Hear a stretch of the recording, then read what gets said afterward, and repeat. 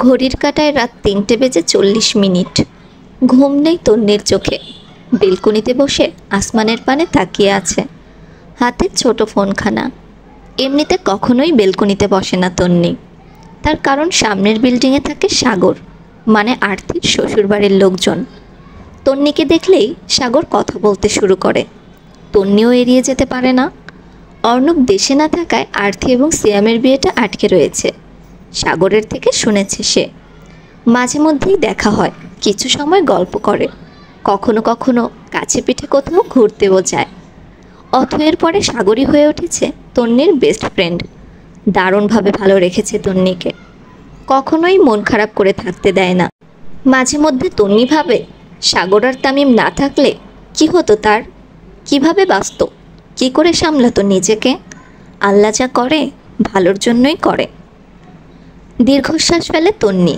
ঢের জানে অর্ণব তার সাথে কথা বলার জন্যই তামিমের কাছে ওয়ালেট পাঠিয়েছে। লোকটা হয়তো এখনও মনের কোণে কোথাও একটু তন্নিকে যত্নে রেখেছে, কিন্তু তাদের মিল যে অসম্ভব। ভুল পথে আর পা বাড়াবে না তন্নি। মনে মনে কথা সাজিয়ে নেয়, অর্ণব ফের কল করলে অকপটে বলে দিবে সাজানো গোছানো কথাগুলো। তখনই কেঁপে ওঠে হাতের মুঠোয় থাকা কালো রঙের ফোনখানা। তন্নি একটু চমকায়, হাত দুটো কেঁপে ওঠে, বুকের ভেতর টিপ টিপ শব্দ করছে। নিজেকে যতই স্বাভাবিক রাখার চেষ্টা করে, মনটা ততই বেসামাল হয়ে ওঠে। সময় নেয় না তন্নি, ফোন রিসিভ করে কানে ঠেকায়। ওপাশ থেকে ভেসে আসে পুরুষালী আকর্ষণীয় কণ্ঠস্বর। একটা সময় আমি তোমাকে জোর করে বিয়ে করেছিলাম, সেই হিসেবে ওয়ালেটটা ফিরিয়ে দাও। হাসি পায় তন্নির। 29 বছরের টকবগে যুবক যদি 20-21 বছরের ছেলেদের মতো ইমমেচিওর বিহেভিয়ার করে, তাহলে হাসি পাবে না? মুখের ওপর কথাখানা বলতে ইচ্ছে করলো তন্নির, তবে বলল না। ভেবে নেয় একটা দিন না হয় একটু মজা করা যাক লোকটার সাথে। একটু বাচ্চামো করলে কি ক্ষতি হয়ে যাবে? অবশ্যই যাবে না। তন্নির ঘুম পাচ্ছে বোধ হয়। কই, এতক্ষণ তো পেল না, এখন হামি আসছে। তন্নি হামি দিয়ে বলে, 10 সেকেন্ডের মধ্যে আমার রূপের প্রশংসা করুন, তারপর ভেবে দেখছি।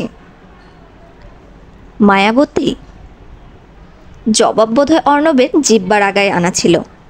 ফের বুক কাঁপে তন্নির।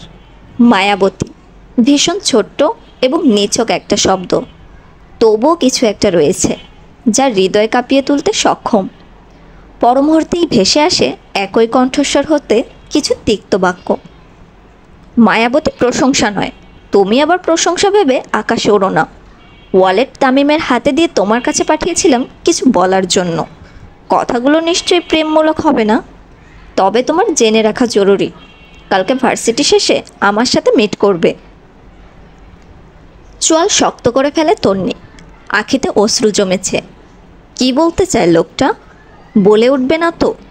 তন্নি, ডিভোর্স পেপার কই, দাও আমায়, জমা দিব কোর্টে এবং বিয়ে করব নিধিকে।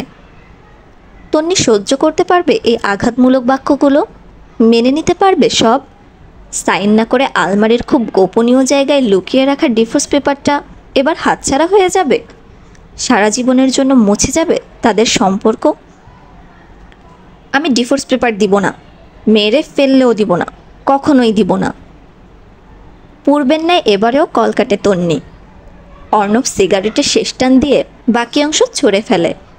ছাদের রেলিং পেরিয়ে বাইরে চলে যায়। অতঃপর আসমানের পানে তাকিয়ে ধোঁয়া ওড়াতে থাকে।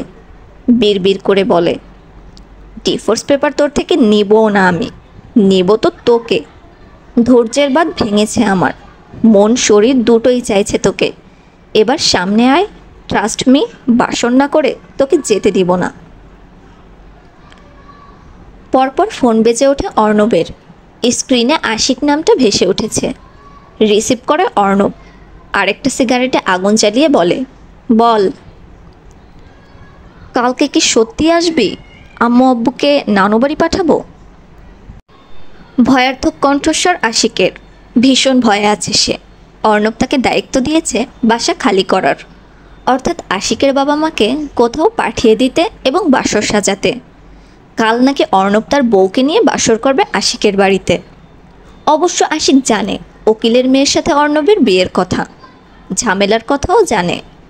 এবার অর্ণবকে বাসর করার সুযোগ দিয়ে বিপদ ডেকে আনবে না তো? পাঠাস না, আমার বউ আর আমার রোমান্স দেখে হাততালি দেওয়ার জন্য রেখে দে। শুকনো ঢোক গেলে আশিক, পাঠিয়ে দিয়েছি, ফুলও কিনেছি।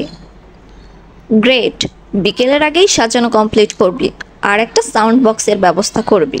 বউয়ের যে তেজ, সাউন্ড বক্স ছাড়া ধরা ছোঁয়া যাবে না। আশিক সম্মতি জানিয়ে কল কাটে আর মনে মনে বলে, তন্নি বোন, ভালো থাকিস, তোর কপালে দুঃখ নাচ্ছে।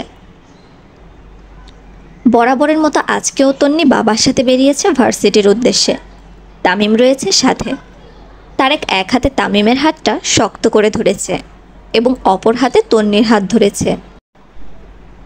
রাস্তাঘাটে আজকে যানবাহনের চলাচল বেশি বেশি হবারই কথা, কেননা এমপির ভোট চলে এসেছে নিকটে। আজ বাদ কাল ভোট হবে, প্রতিটা দলের প্রচারণায় নেমেছে। মাইকে সারাক্ষণ বেজে চলেছে ভোটের জন্য বানানো গানগুলো। তারেক বিরক্তিতে চোখ মুখ কুঁচকে ফেলে। এসব প্রচারণা তার অপছন্দ। তন্নির নজর ঘুরিয়ে ঘুরিয়ে আনোয়ার চৌধুরীর পোস্টার দেখে যাচ্ছে। দারুণ হয়েছে পোস্টার, সুন্দর লাগছে আনোয়ার চৌধুরীকে। কতদিন সামনাসামনি দেখা হয় না মানুষটিকে। ভোটের দিন দেখা হবে নিশ্চয়। তন্নি ভোটার হয়েছে, সেও তো যাবে ভোট দিতে। ঠোঁটের করে হাসি ফুটে ওঠে তন্নির। ভার্সিটির গেটের সামনে দাঁড়িয়ে আছে তন্নি। সাগর দাঁড় করিয়ে রেখেছে তাকে, বলেছে 5 মিনিট দাঁড়াও, আমি আসছি। হঠাৎ তন্নির নজর পড়ে রাস্তার পাশে কালো রঙের জিপের সামনে দাঁড়িয়ে আছে অর্ণব। শুধু দাঁড়িয়ে নেই, কথা বলছে পাশে দাঁড়িয়ে থাকা মেয়েটির সাথে। মেয়েটি হচ্ছে নয়না। তন্নি ভেঙচি কেটে নজর ফিরিয়ে নেয়। নিশ্চয় এখন নিধিকে রেখে নয়নাকে ধরেছে। চরিত্রহীন একটা। ভেবে ফেলে সাগরের জন্য দাঁড়াবে না, একাই চলে যাবে। ভাবনা শেষে হাঁটতে শুরু করে। দুপা বাড়ানোর পরেই হাতে টান অনুভব করে। কপাল কুঁচকে পেছনে তাকায় তন্নি। নয়না হাত ধরেছে তার। হতাশ হয় তন্নি, ভেবেছিল অর্ণব ধরেছে। সরি আপু, সেদিন না বুঝেই বলে ফেলেছি। তন্নি হাত ছাড়িয়ে নেয় নয়নার থেকে। পা থেকে মাথা পর্যন্ত পর্যবেক্ষণ করে নেয় নয়নাকে। ছি, তোমার পায়ের লোমগুলো কি বাজে দেখতে। ছোট ড্রেস পরলে অ্যাটলিস্ট লোমগুলো রিমুভ করে পড়তে হয়। নয়না লজ্জা পায়। অর্ণবের চোখ দুটো বড় বড় হয়ে যায়। আশেপাশের কিছু মানুষ হাসতে থাকে। পর মুহূর্তেই তন্নি বলে, সরি ইয়ার, না বুঝেই বলে ফেলেছি। মিষ্টি হেসে চলে যায় তন্নি। পেছনে দৌড় দেয় অর্ণব।